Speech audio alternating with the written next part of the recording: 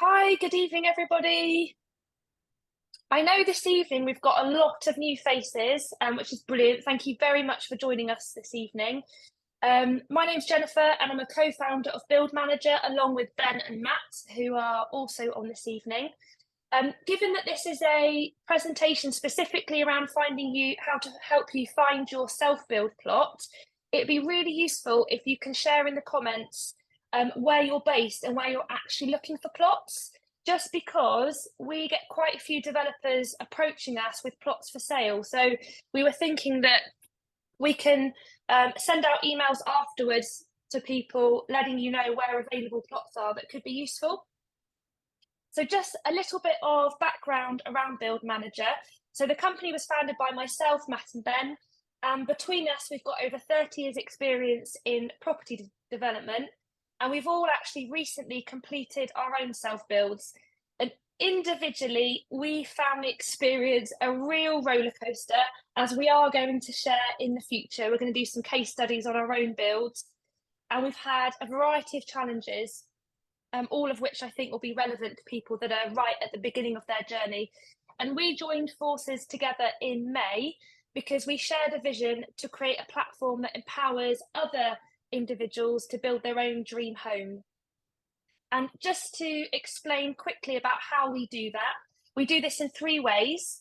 So first of all, we host masterclasses such as this one, where we bring in experts on relevant topics, or we deliver the topics ourselves.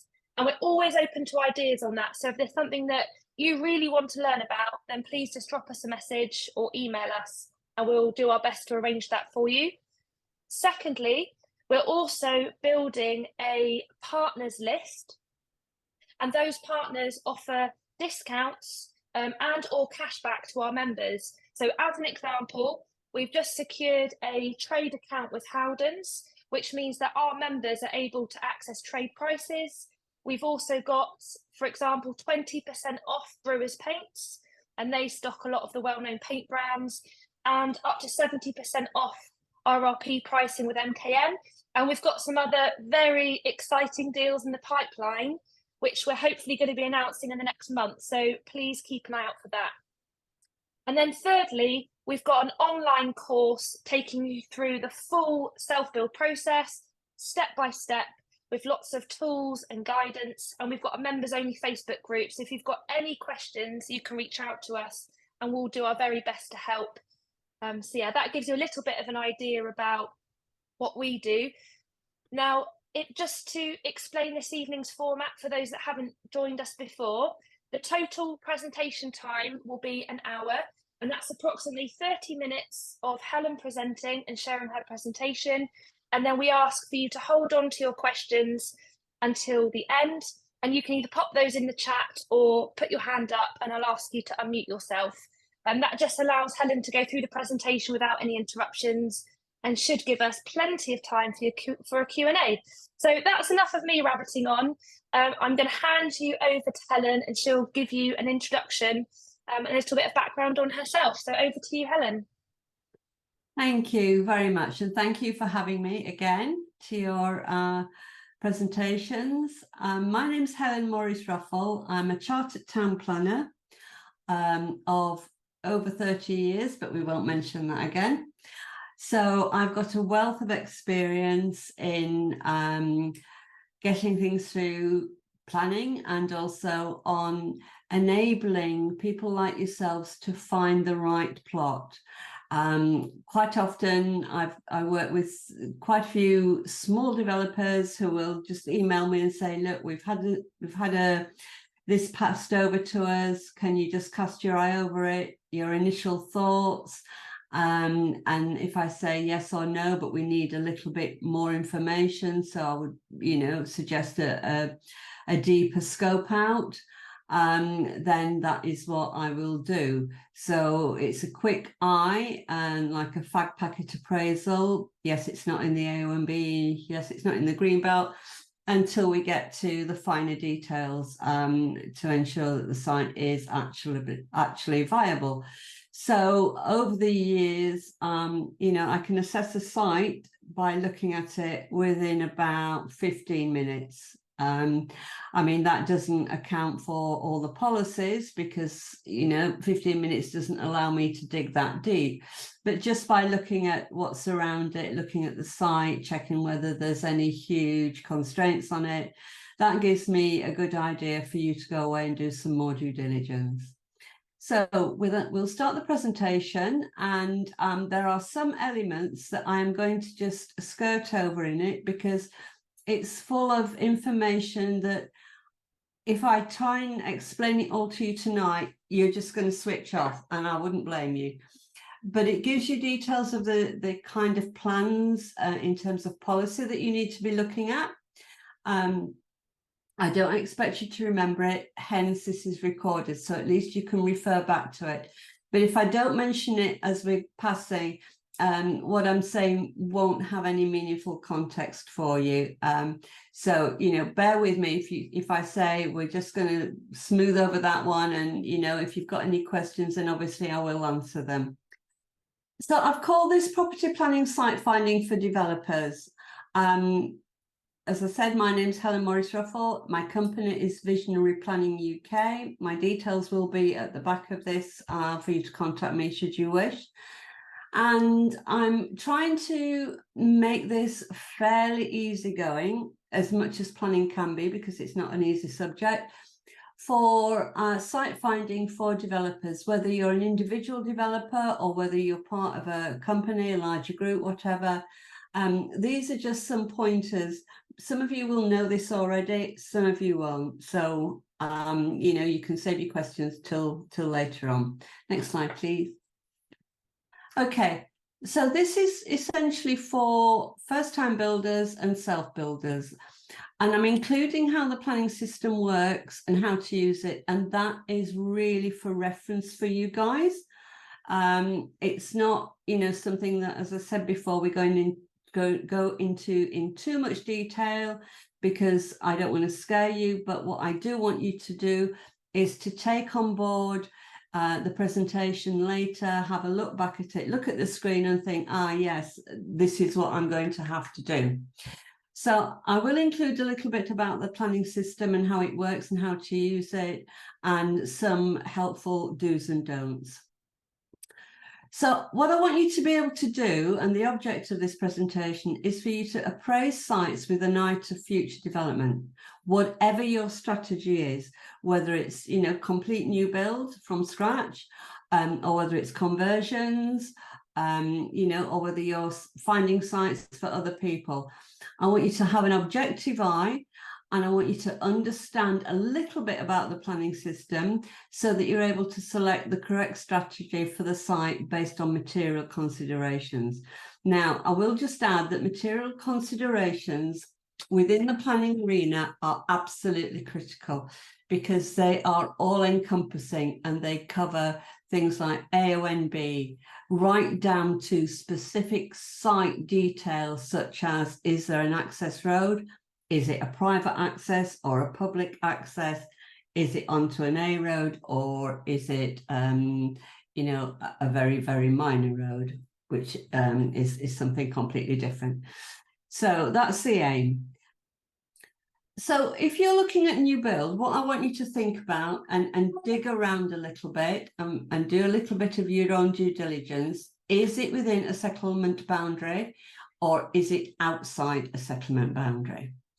Are you in the greenbelt or is it washed over greenbelt? So washed over greenbelt, for those that don't know, is a village that is actually within a greenbelt boundary or constraint.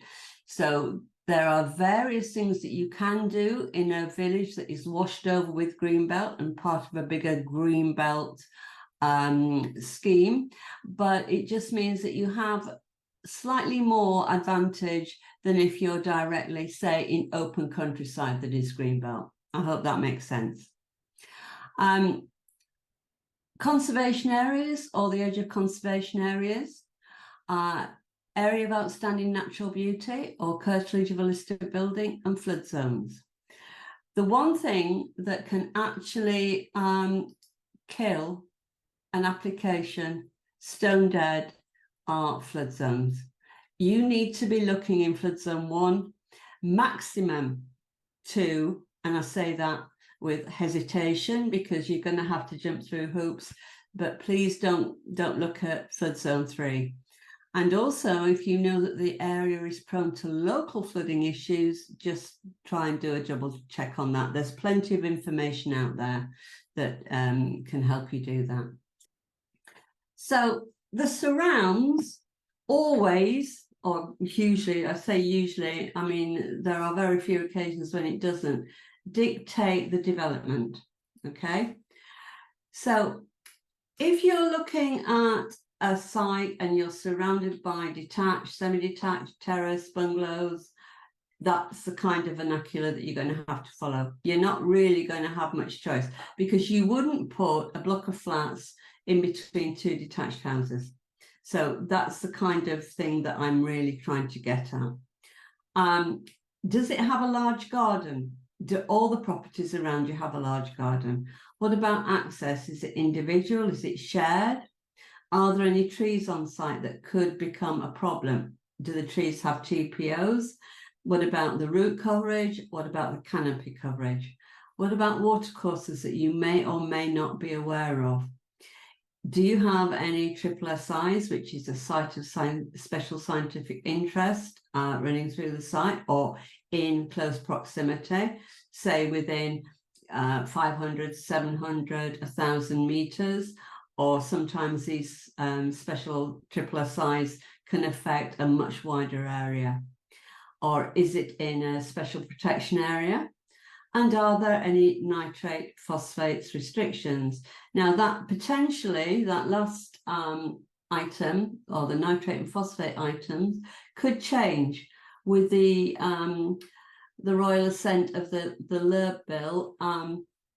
They are pushing, or the government is pushing, to relax the Natural England stance on nitrate and phosphates, which have basically put a moratorium on any building, especially new development, where we have issues with nitrates and phosphates.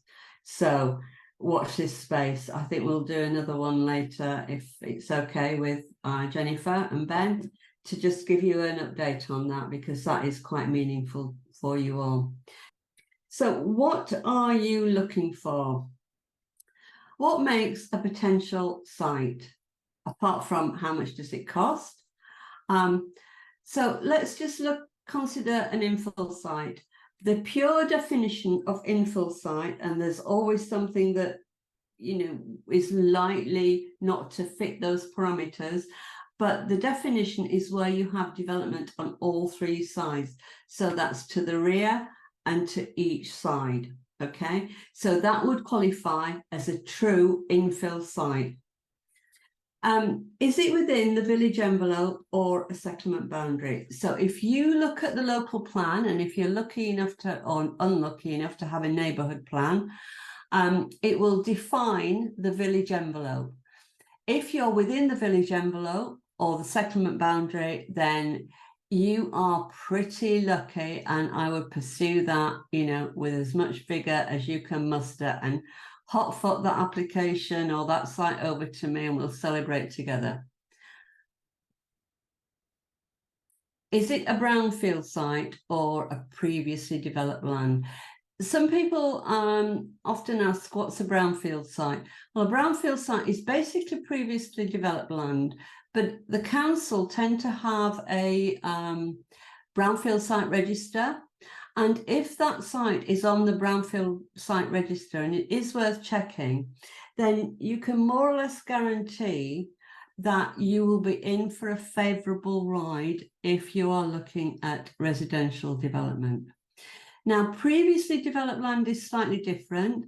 Previously developed land is where there may be an existing building on site, and it doesn't matter what it is. It can be a house, a garage, a shed, a barn, you know, something of that ilk.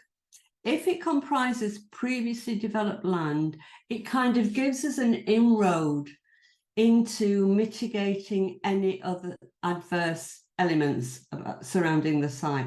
So if you see a site with a building on it, then for all intents and purposes, it's certainly very interesting and it warrants further investigation. Obvious airspace development. Now, I know that this isn't going to particularly be of interest to, most developers, but there are opportunities out there where you can look at a row of buildings and then you'll suddenly see one that dips. And every town and most villages have these. And if you look at the skyline and you see an obvious dip, it's usually where there's been some bombing from the war and somebody has just quickly infilled it, but they haven't gone to the extent of building up back to the previous level. So there is an element there for you that's potentially, given the relaxation of the planning legislation that's coming, becoming more prevalent nowadays, airspace opportunity is something that you might not want to keep for yourself, but if you can get planning consent on it and sell it off to somebody else, then there's certainly planning gain there for you to be, for you to have. Vacant buildings. Sometimes people don't give these enough recognition, because as long as we know what the history, i.e. the last class use or known use of that building is, we can then establish the class use. And it may be that we can change that building quite easily by prior notification.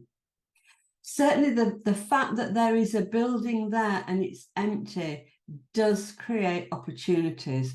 So, if you're in an area where you're really stuck and there aren't many opportunities, just have a look. I mean, obviously, depending on your strategy, but have a look at vacant buildings.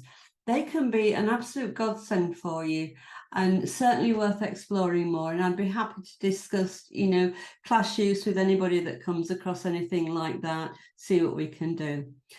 Barns, now they're subject to survey and location at this time. And the government are considering relaxing this quite considerably. I can't exactly tell you how. They're mooting to increase it from 5 units from a barn to more. They're considering opening up the curtilage, where at this point in time it's very, very tight. You're going to have an allowance of more than a certain element of floor space. They are certainly considering widening the barns to other buildings within the countryside.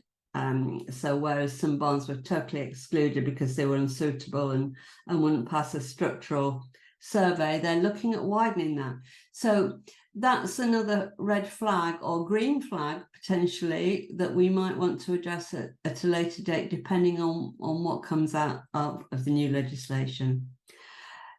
This one I love, and I've got a client that we've been very, very successful on new dwellings, single dwellings, whether it be bungalows or an extra terrace or detached dwellings, who only works on side gardens.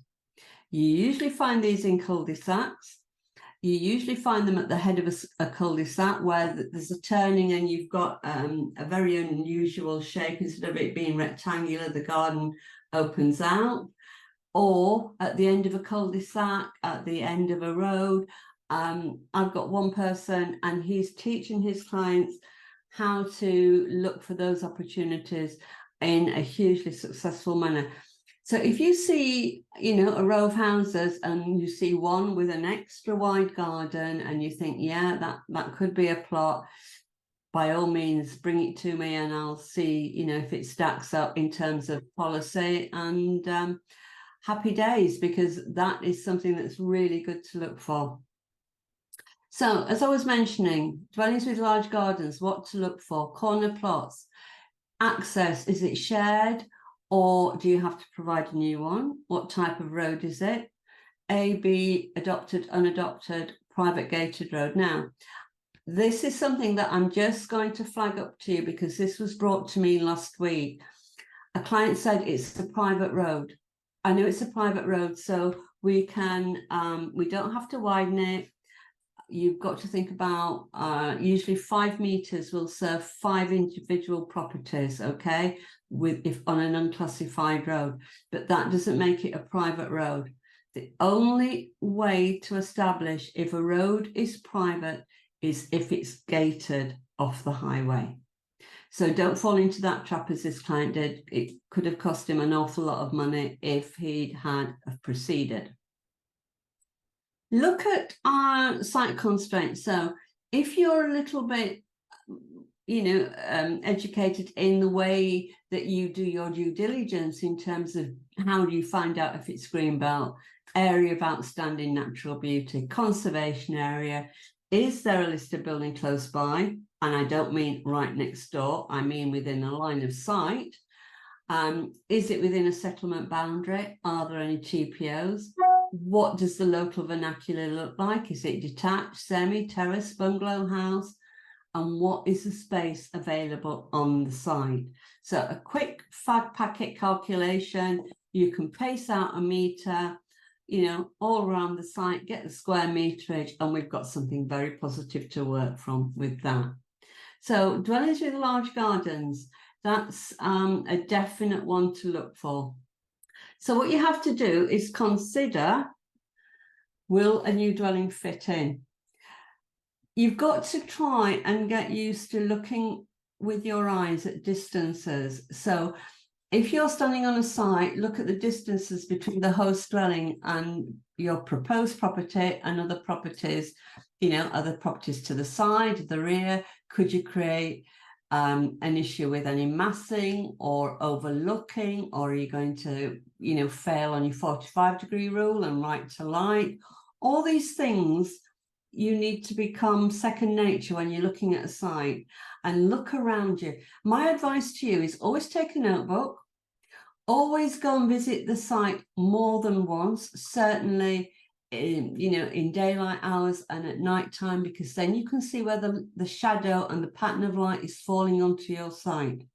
That is very useful, because then you get an idea if you light up that plot, who else are you affecting? Okay, so take notes and take photographs, and take photographs if you can, all times during the day, and also listen to the noise around you and look and see how busy that street is or that cul-de-sac, and where are people parking? Is it on a bus route? All these things should be becoming second nature to you, and make notes, because these are your reference points that you're going to keep coming back to time and time again when I'm asking you questions. Look at the trees, look at the hedges. Is it clearly defined with hedges? Because hedges could be very useful for you for mitigation in terms of biodiversity, net gain, etc. Get used to a distance of 22 meters, because that is the distance that you always have to have between the rear of the dwelling that you're proposing and the property at the back of you. So distances between principal windows shouldn't be less than 22 meters. You need to be looking at and look up at the massing and the roof types. Are they mansard? Are they gables? Get used to looking at and identifying different roof types, because this is going to give you an indication of how you envisage that plot to be developed by you as the developer. Okay. Street scene. It's easier to replicate what you see on the street, because you're actually adopting the path of least resistance. As I said, you're not going to put a block of flats in between two detached dwellings. So look at what is around you, take note, take photographs, and think, yeah, that style dwelling will fit nicely within that plot. Look at the outlook for the dwelling. I mean, is it a nice outlook? Is it looking onto somebody else's property? Just think about how people that are going to live in that dwelling are going to relate, and what are they going to see on the street? Is it something that you would live in? Because if it's not something that you would live in, there's something wrong with the site. And you're not going to follow that through, as, how shall I say it? as enthusiastically as you should be doing, because you must be enthusiastic about what you're doing. So also make sure that you've got enough on-site parking and that you can always fit a covered bike and a covered bin store in the back. Now, that is one of the things that I always say to clients: don't forget your bike and bin store. And they say, well, why do we need it? We've got a car. I'm afraid all new regulations these days on planning permissions, we need a bike and bin store. So don't forget that. When you're doing your due diligence, look and check about the land ownership, okay? Make sure it's got a clear title as far as you can. Look at the previous planning history, approvals and refusals or appeals on the portal. If it's had a fairly recent refusal in the last 5 years, or certainly in the life of the local plan, okay, it may well be that a refusal is going to lead to an approval if it's not policy constrained, and if it's just something like design or something that we can overcome. Don't treat a refusal as the be all and end all. It's not. It could be the start of a very beautiful relationship between you and that site. Get to check out and get to know if your site or your chosen area has got a neighbourhood plan, because if it has, that neighbourhood plan is going to be your Bible. It gives you so much information and so many clues about what you can and what you can't do. If you download a neighbourhood plan, if your area has got one, that is very, very useful. Look around to see if there's any historic buildings. Just because a building doesn't appear to be listed, that doesn't mean to say it's not locally listed. And I say that because different authorities treat listed and locally listed buildings exactly the same. They shouldn't do, but they do. Okay. Again, look at SSSIs and look at Article 4. See, make sure there's no Article 4s within the area that might prevent what you want to do. And that's just not in terms of new building, that's in terms of conversion and everything that Article 4 can stand for. So, you think you've found a perfect site or something that's got great potential. What next? So do your due diligence, as I've just explained, and then get the site properly appraised for policy compliance and constraints. I'm not expecting your level of due diligence to be able to handle a proper site appraisal for policy compliance and full gamut of constraints. If you did, you'd be, an absolute wizard. But you need to know the basics. You need to know how to do due diligence and how to appraise for policy compliance in the very simplest forms, okay? The rest somebody like myself would do. So we need to mitigate any potential issues. So if it had a refusal on design previously, we're going to look at the design and we're going to follow the local vernacular, and we're going to talk to an architect that actually works within that particular authority, knows what they like, knows what they will accept, what they won't accept in terms of design, to make life easier. So, as long as we can brush away those potential issues right at the start before we submit any application, that's going to make for a much easier pathway for us. So, as I said, if you have got a neighbourhood plan, and it's very easy to find out, go to your local planning authority website and type in neighbourhood plans. It will bring you up ones that say made, or extant, which means that it is adopted, or it will tell you which are about to be adopted and what state they are in terms of ratification and being passed by the Secretary of State. Also check to see if there are any SPGs or SPDs, which are supplementary planning guidance. And most authorities these days have one for design. They have one for new builds, giving you the national space standards and the local standards. those are your Bibles, because, you know, if you even if you don't know the first thing about them, if you use them as reference, they're usually quite easy to read because they're supplementary. You know, make use of anything that you can get your hands on. So get the site properly appraised for planning policy and constraints. We mitigate potential issues.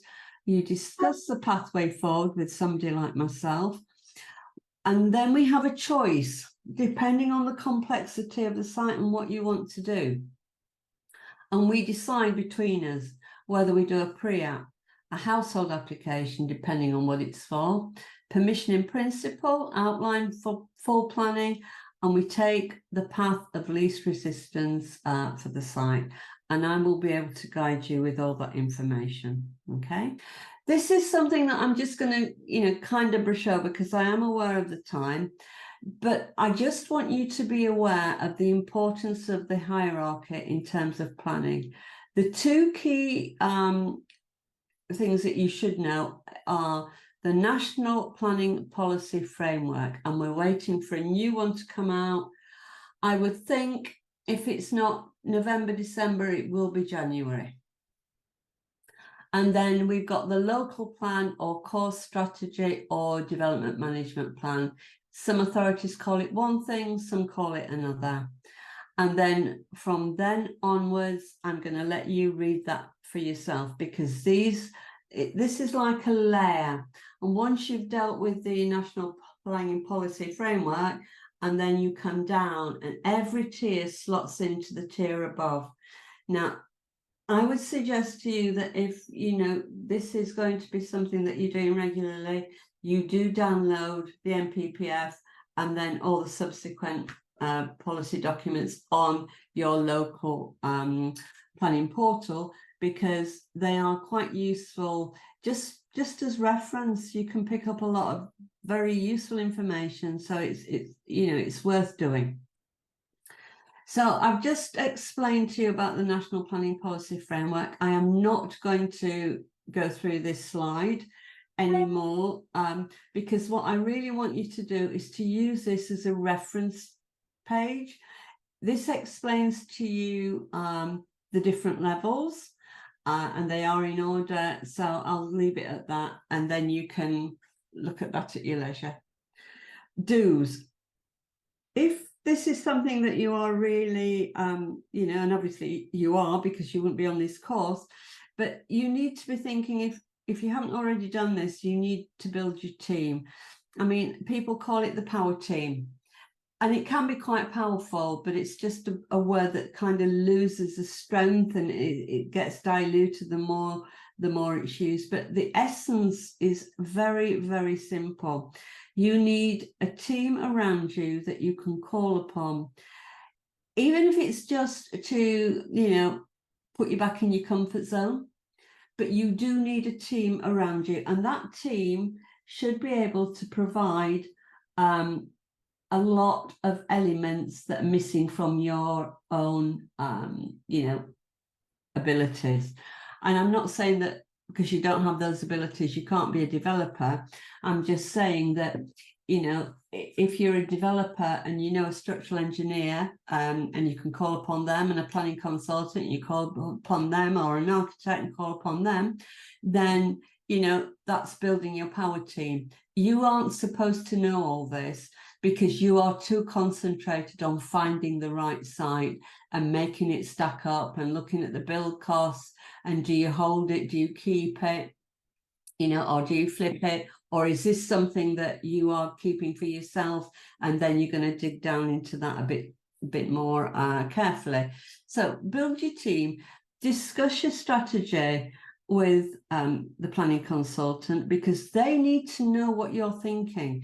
You know, we don't come here with crystal balls thinking, oh, I know exactly what, you know, so-and-so is going to be thinking, until we get to know you, when we know what strategy you're looking at, and what areas are, you know, you're focusing on, whether it's urban, rural, a mixture, then we can't be as effective as you would like us to be.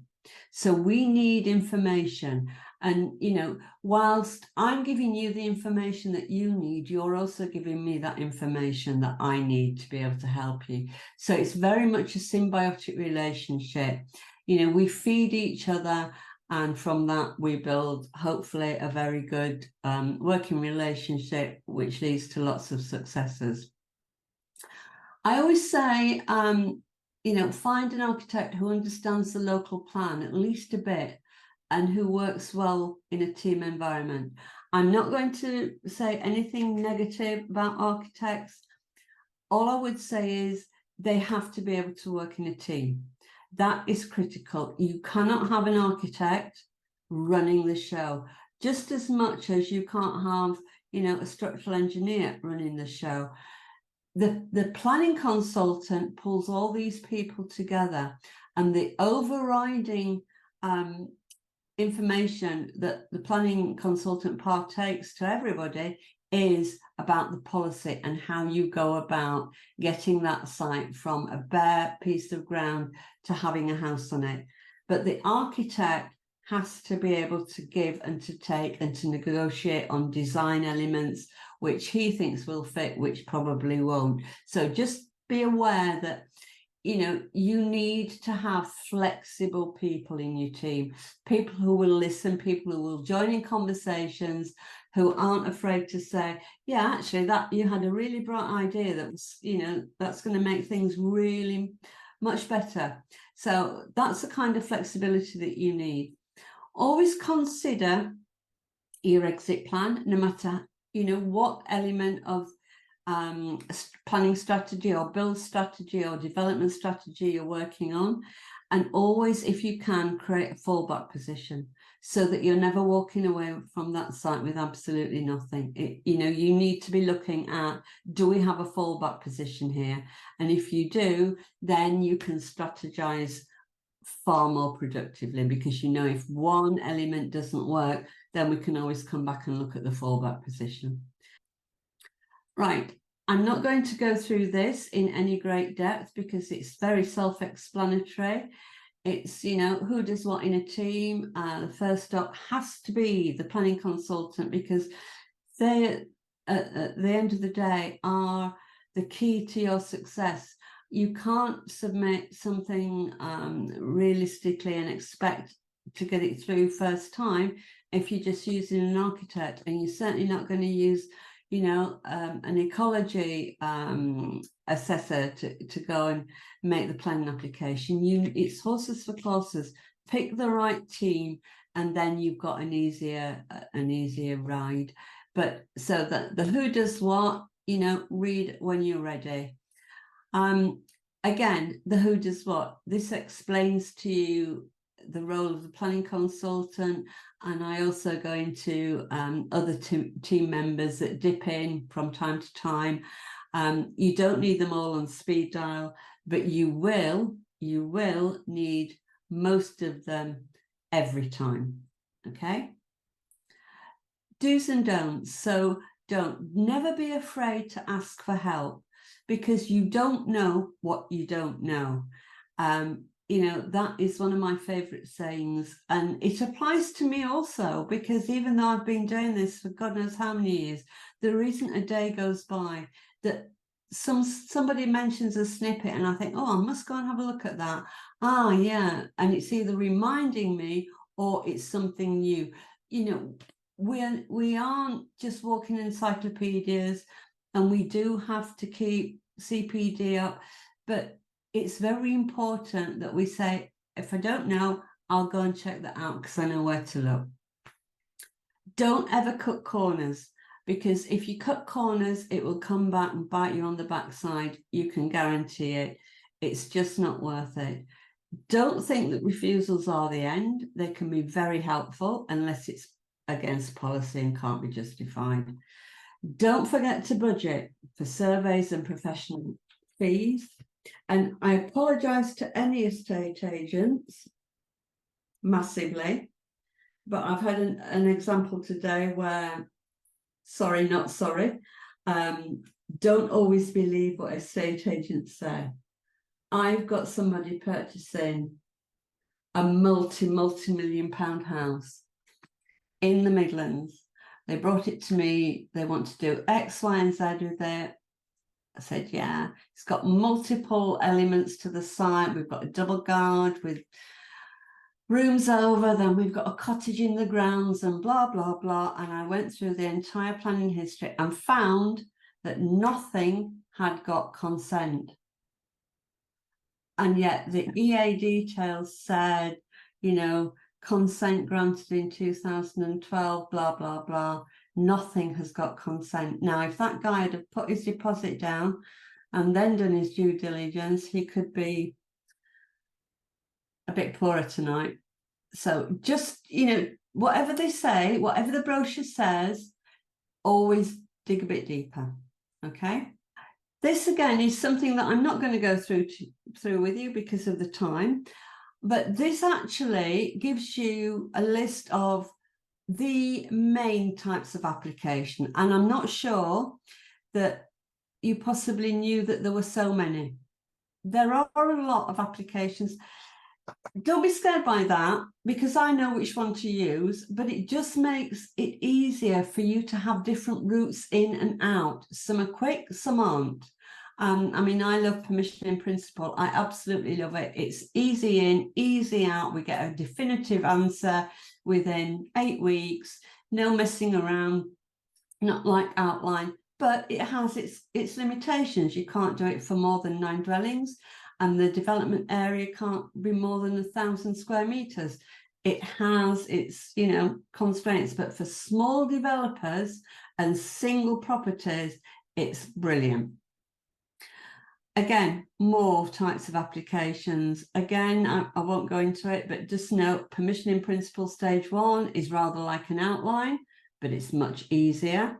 And permission in principle stage 2, or technical details, is exactly the same as reserve matters.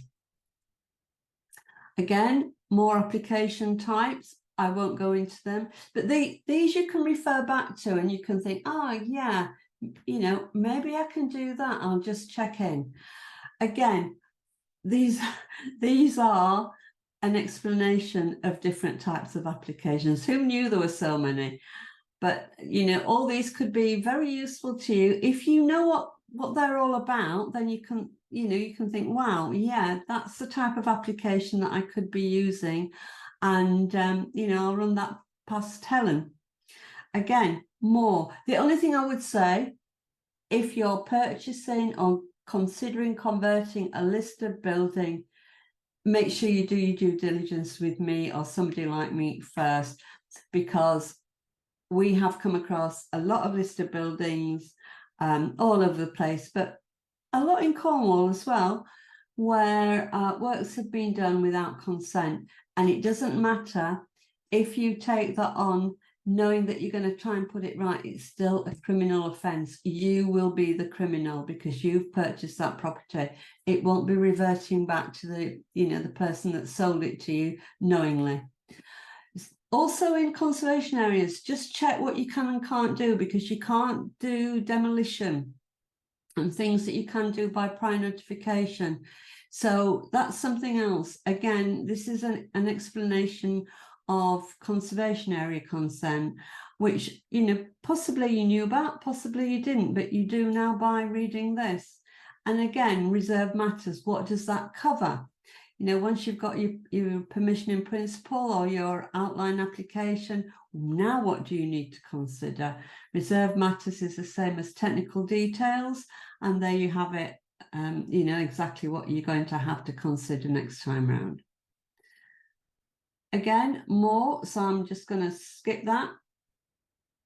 Again, so, you know, really at the end of the day, how many pages have we done now of different types of applications, so you can be sure reasonably that something is going to fit your bill. But it does help to know what the difference is between an outline and a permission in principle or a prior approval, because it's going to make your life so much easier, even if you just know the basics. Okay. Changes of use, you know, there's many things there that you can actually work with, especially change of use from agricultural building to a house or flexible commercial use.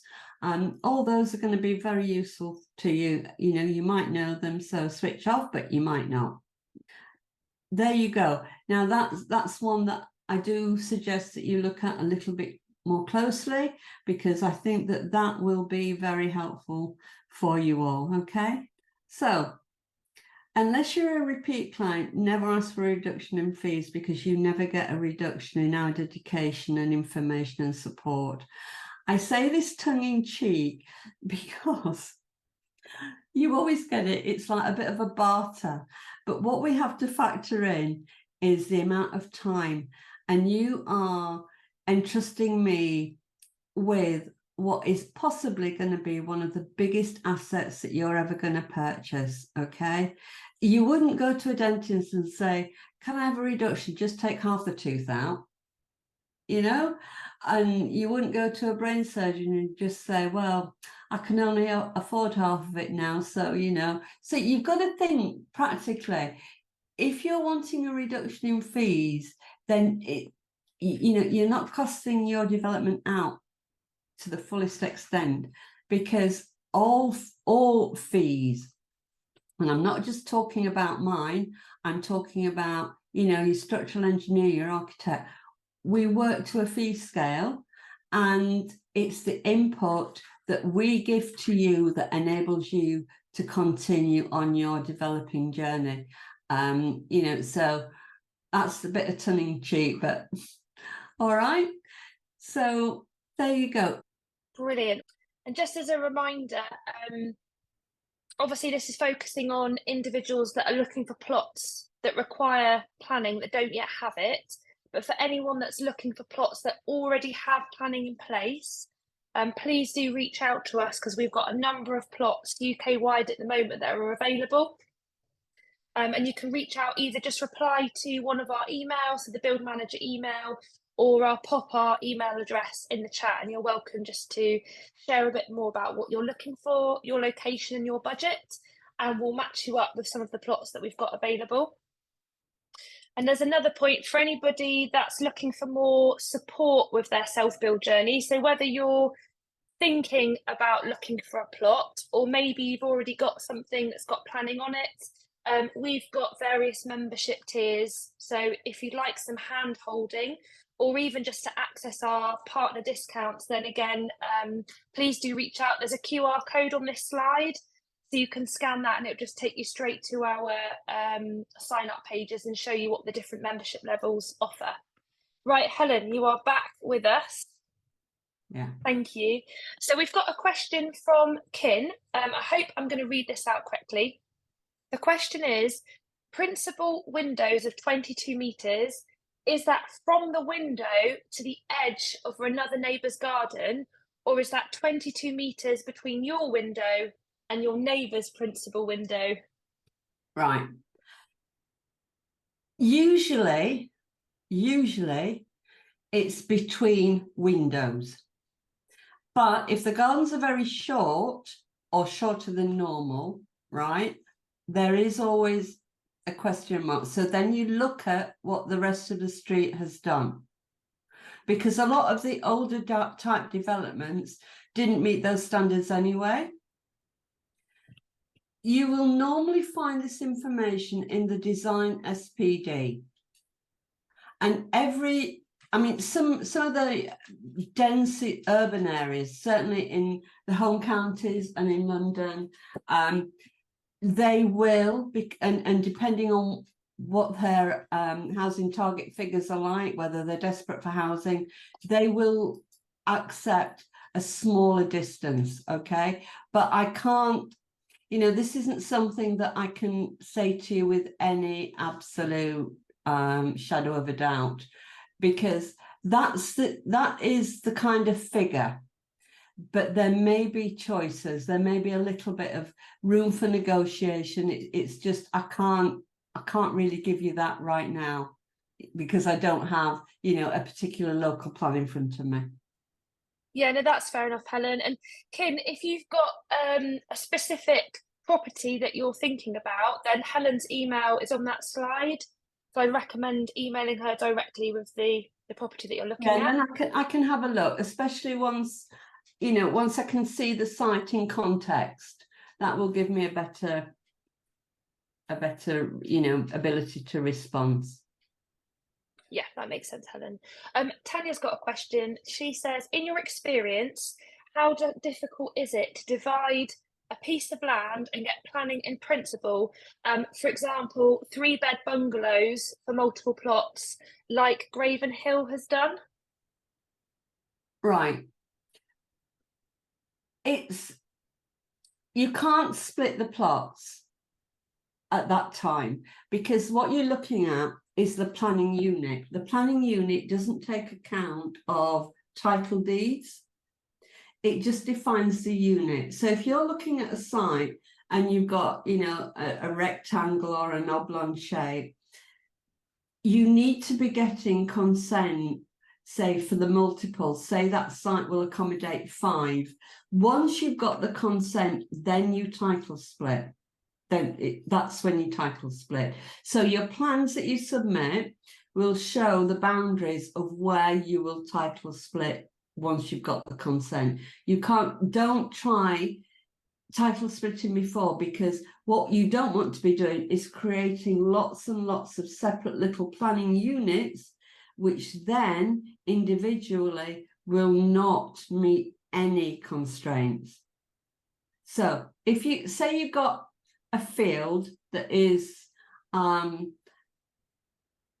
ease of calculation, say you've got 100 meters, and I know that, that's approximately, you can get 2 dwellings on that, right? Depending on what the local vernacular is. I mean, obviously, if it's a large detached dwelling, that's not going to look at, that's not going to cut it. But you should be looking and dividing on paper that plot into how many dwellings you think that plot can accommodate. And this is where your local plan and certainly your SPDs will help you. But if you're thinking about title splitting first, you're doing it the wrong way around. You can't. You need to use it as one plot, and then when you've got the consents, then you start to title split it so that you can sell it on to either individual purchasers or individual developers. You happy with that, Tanya? Yeah, brilliant. Thanks, Helen. No problem. Is there anybody else who's got any questions? Feel free to raise your hand virtually, or come off mute. Oh, Cassie, do you want to come off mute and ask your question? Sorry, yeah, it's Stuart. It's just on my wife's account. Oh, hi, Stuart. So, yeah, Helen, we've got some derelict barns in Cornwall.